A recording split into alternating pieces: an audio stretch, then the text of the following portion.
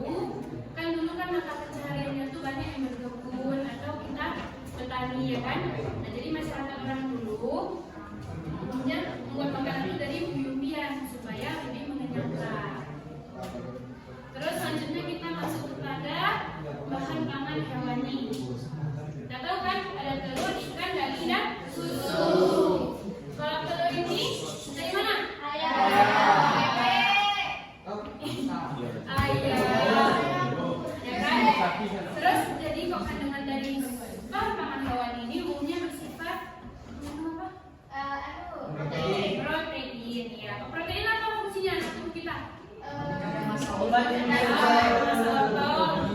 Nah, terus kalau misalnya ikan di apa aja ikan yang ada di daerah kita? Jahe, bawang.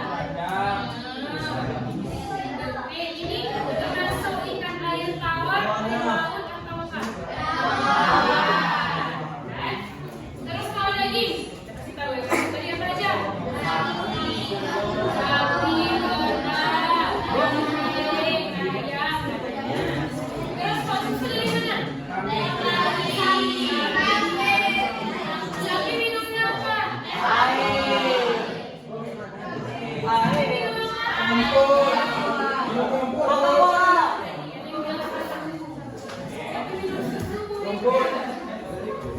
Udah ya, sampai sini udah paham ya kalau ya tentang bahan-bahan hewani dan nabati. Nah, selanjutnya kita masuk nih ke perbedaan karakteristiknya. Mana pengakuan? Itu. Nah, jadi kok karakteristik dari bahan-bahan hewani dan nabati ini? Pertama, ada dari segi daya awetnya. Jadi kok bahan pangan nabati ini umumnya daya awetnya lebih tinggi daripada bahan hewani. Kenapa? Karena yang kita tahu kok bahan hewani ini dia gampang rusak kan? Jadi cara penyimpanannya tuh harus dengan cara yang ekstra. Seperti apa? Freezer, kulkas, kan? Terus kalau misalnya yang kedua ini cenderung tahan terhadap tekanan, sedangkan yang hewani dia bersifat lunak. Karena kita tahu kan kalau ikan itu dia karena dia hidupnya di air, jadi sifatnya itu lunak, jadi gampang hancur gitu. Sedangkan yang nabati punya ini bersifat tahan lama, bisa disimpan di suhu ruang. Contohnya seperti kentang atau wortel ya kan, bisa disimpan di suhu ruang, jadi bisa lebih awet tahan lamanya. Terus yang ketiga, meski bahannya spesifik, namun bisa dicari sifat umumnya. Sedangkan yang hewani, sifat setiap bahannya sangat spesifik sehingga sulit untuk digeneralisasikan. Maksudnya, jadi kalau misalnya bahan yang nabati ini kan spesifik, jadi maksudnya tuh kalau ada sayuran ini, ada lagi sayuran yang lain, gitu kan? Jadi vegetarian kita anggapnya, kan sebenarnya istilahnya. Sedangkan kalau misalnya yang nabati hewani itu berbeda dia. Kalau yang daging itu berbeda spesifiknya, sedangkan ayam yang berbeda lagi spesifiknya. Sedangkan tiap-tiap anggota dari daging itu berbeda ya. Bisa di paha beda spesifiknya, kalau di dagingnya beda, di ususnya beda, jadi itu sifatnya, karakteristiknya. Terus dari segi nilai gizinya, kalau nabati umumnya dia bersifat ya karbo, vitamin, mineral.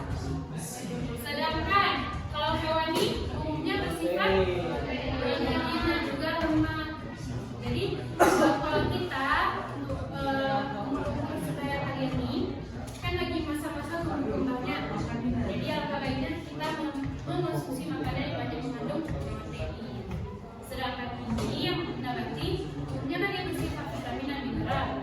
Itu berguna untuk sistem pencernaan kita. Sampai sini ada yang mau ditanyakan?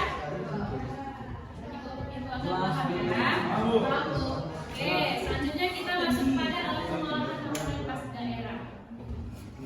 Nampak ke gambarnya? Oke, pertama ini ada yang namanya tungku. Kan masih beda. Ya, untuk menghasilkan api. Nah, sekarang tuh ada yang namanya kompor. Jadi kalau masyarakat lampau dulu menggunakan tungku untuk memasak. Nah, jadi di sininya tuh untuk menerangkan kayu bakar. Nah, jadi dari sini menghasilkan api, baru di atasnya ini untuk menaruh bahan makannya ya, seperti kuali. Terus ada yang namanya danda. Kalau kita namanya tuh kukusan. Orang zaman dulu ini menggunakan danda. Nah, jadi dandanya ini bentuknya ini kayak seperti apa ya? Kuas bunga, tuh nggak? Gitu kan? Terus nanti di atas danda itu ditaruh ini dia anyaman bambu. Yang dimana nanti di atas anyaman itu ditaruh makanannya untuk fokus seperti makanan nasi atau makanan khas daerah, gitu kan? Terus ini ada yang namanya belangan. Belangan atau kan yang semua? Tahu kan? Mama kalian pun pasti ada pakai belangan di rumah. Biasanya jadi untuk merebus makanan seperti apa nih contohnya? Makanan khas daerah itu apa? Gempang.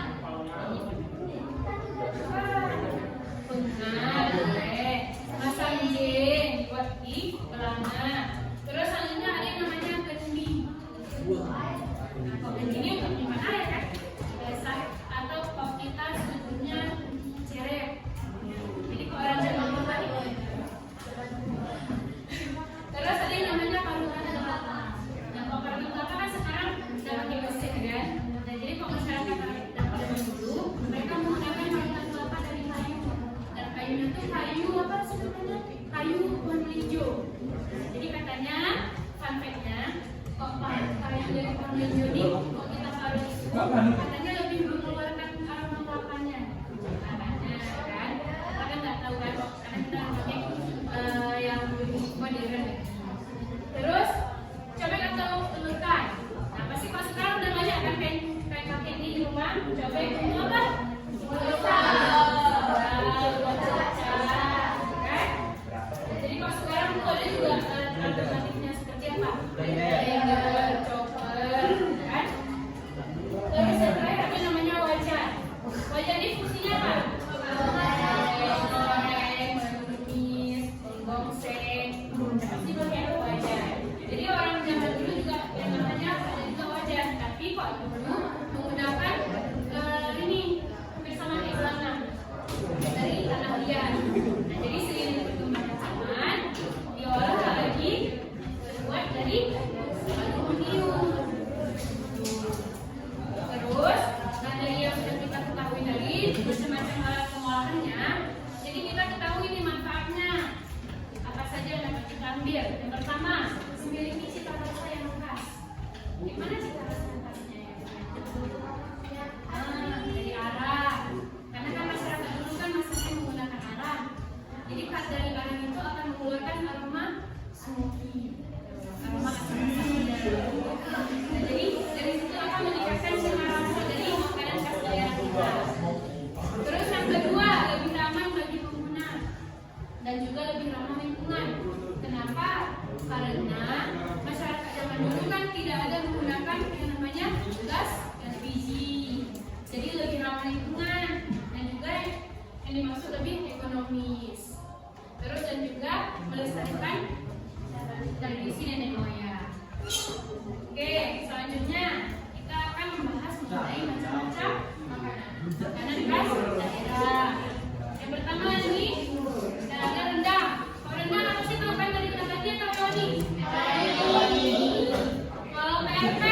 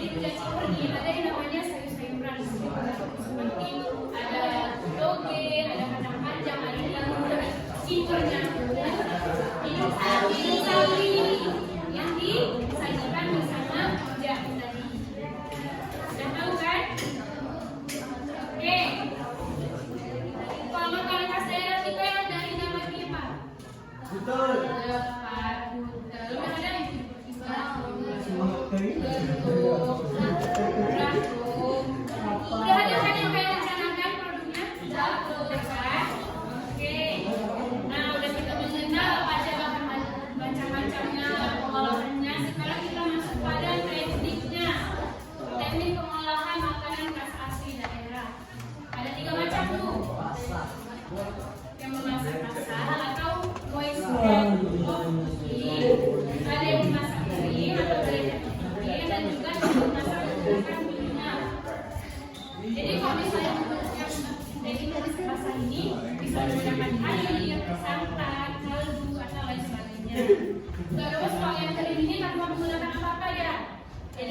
di atas kuali saja dengan api.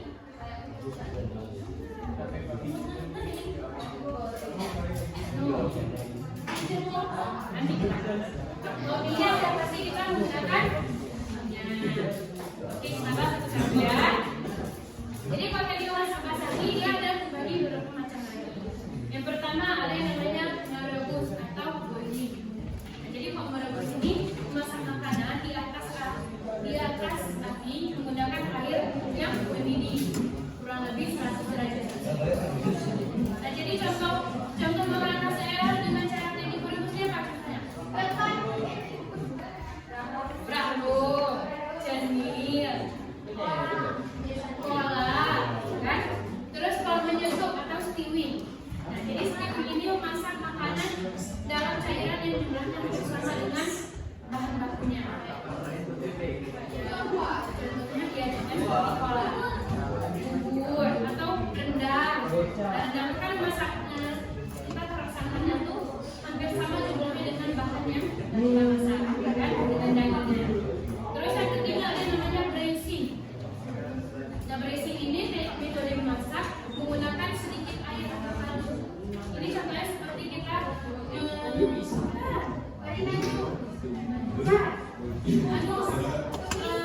ayam diapain dulu sebelum kita masak? Diungkep ayam. Jadi untuk ayam itu teknik braising namanya, menggunakan sedikit air atau kaldu. Ayam apa? Ya, diungkep. Selanjutnya ada yang namanya membungkus. Nah, jadi kalau membungkus ini teknik memasak dengan uap air yang mendidih. Ya. Kalau teknik membungkusnya di mana tadi tempatnya? Alatnya di mana? Kan? Terus yang selanjutnya nih ada yang namanya mengungkip. Jadi kalau mengungkip ini metode dengan menggunakan uap panci. Contohnya seperti kita melelehkan coklat atau melelehkan mentega, kan? Itu jadi dia harus menggunakan dua panci. Kalau satu panci satu panci aja itu bakalan hangus, kan? Jadi dua panci untuk melelehkannya. Itu hampir sama kayak mengukus di tadi. Cuma bedanya ini dia menggunakan panci. Jadi dia menggunakan uap panasnya juga dari panci yang kita rebus di luar. Terus yang terakhir ada yang namanya pembelajar atau braising. Nah, jadi braising ini merebus bahan dengan cara yang sebentar saja. Jadi nggak perlu lama-lama kita rebusnya. Contohnya seperti kita merebus sayur, kan nggak perlu lama-lama. Kalau terlalu lama karena apa sayurnya? Kan? Terus misalnya juga merebus santan untuk buat kuah, ya pecah santannya. Jadi tekniknya itu yang namanya blanching. Dan ini kita udah teknik masak basah, selanjutnya kita masuk pada teknik masak kering. Ya, teknik masak kering ini tanpa menggunakan air ataupun minyak. Jadi dia pertama ada namanya memanggang. Nah, memanggang ini kan udah tahu ya, memanggang di atas api. Nah, jadi kalau memanggang ini terbagi dua dia, namanya grilling dan juga roasting. Nah, kalau grilling ini kita memasak sate di atas api, di atas papan gitu kan, yang datar untuk kita membakarnya. Sedangkan roasting ini seperti kita memanggang ayam guling di dalam oven. Nah, itu yang namanya roasting. Jadi dia menggunakan panas dari oven kita ini. Yang kedua ada yang namanya oven atau baking. Nah, kalau baking ini memasak dalam oven dari segala arah panasnya. Jadi kalau baking ini seperti apa tadi?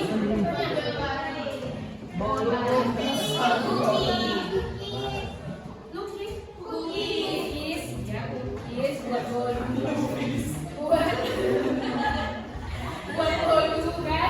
buat cookies atau buat roti. Jadi itu yang namanya baking. Itu dia menggunakan oven dengan panas dari segala arah, dari atas, dari bawah dan juga ada sampingnya. Terus yang terakhir ada namanya menggoseng. Ya, menggoseng ini lah ya, menggunakan apa? Kopi pun ada nggak? Kopi digoseng, atau juga kelapa digoseng. Siri, siap-siap kalah. Bijen samurai, tahu kan? Bijen samurai itu yang digoseng. digunakan apa? Jadi fungsi dari multiplier tadi untuk mengeluarkan aromanya, aroma asap dari. Apa jadi jawabannya? Maka lingkungannya menggunakan media pasir. Ya, betul. Jadi kenapa menggunakan minyak? Jadi ini tadi bisa mengembang karena panas dari pasir. Pasirnya itu khusus ya. Bukan hanya pasir. Karena proses pasir ini.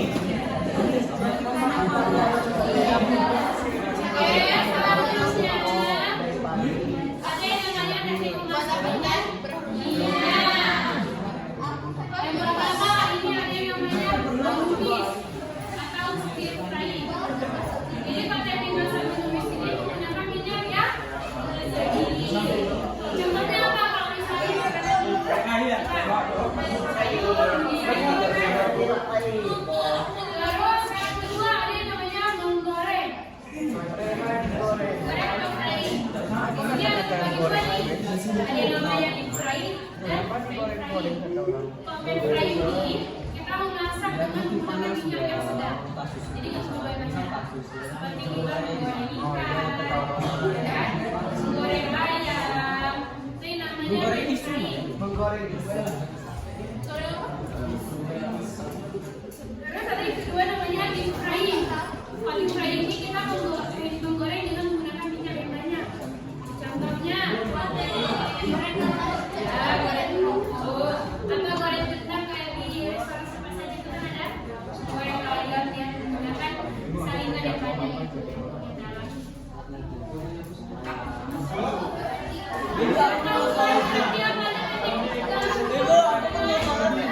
Apa aja yang pertama?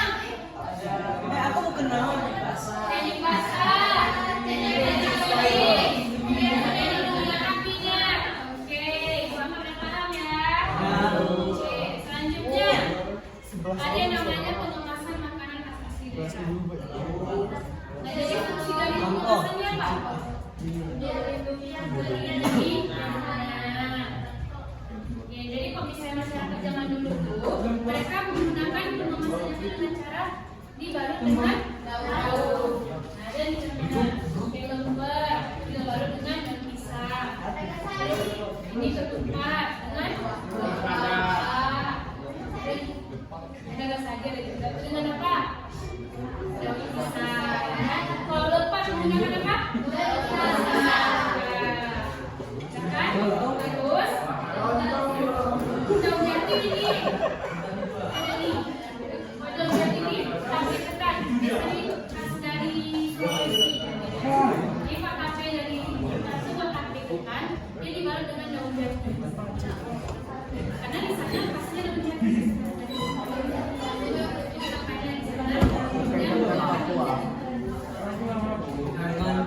Selanjutnya,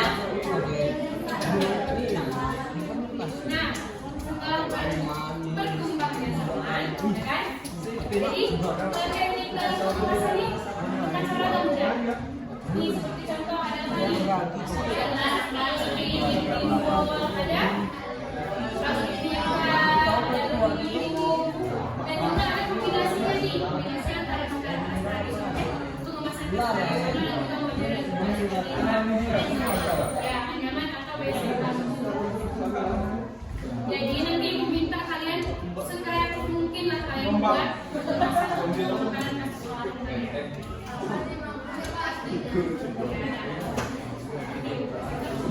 Jadi nanti boleh kalian menggunakan mika atau menggunakan pentol. Nah, jadi sudah tahu ya tujuan dari pengemasan ini untuk menyediakan barang yang sudah dijual. Terus mengurangi adanya benturan dan juga bahaya dari produk. Terus sebagai sistem atau strategi promosi tadi. Siapa aja yang kemarin tentang strategi promosi ada. Nah, jadi dari pengemasan yang sudah kalian buat nanti akan kalian jadikan strategi promosi dengan contohnya seperti menggunakan stiker atau mendapatkan action yang berwarna supaya lebih menarik. Ini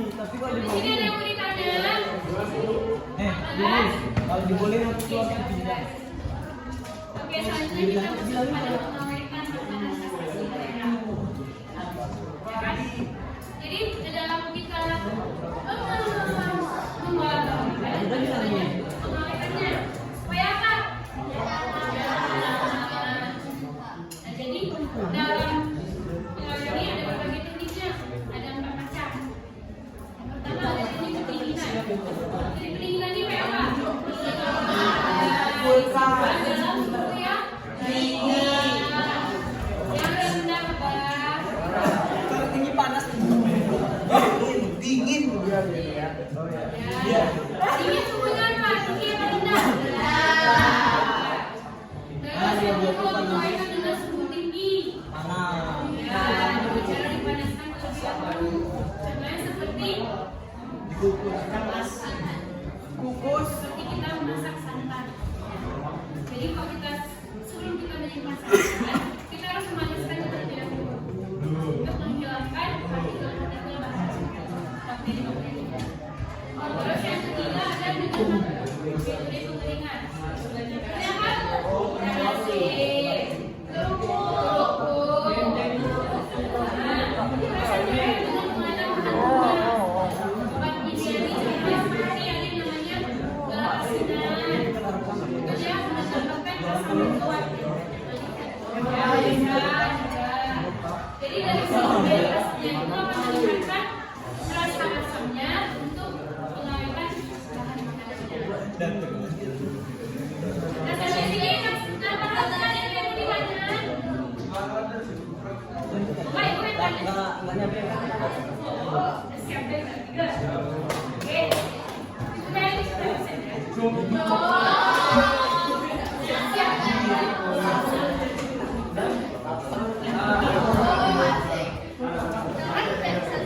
Sambil coba melakukan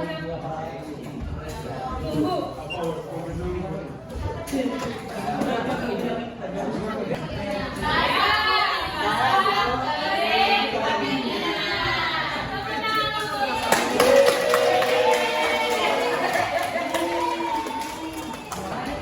Sekarang kita main yang namanya roasted atau kuis.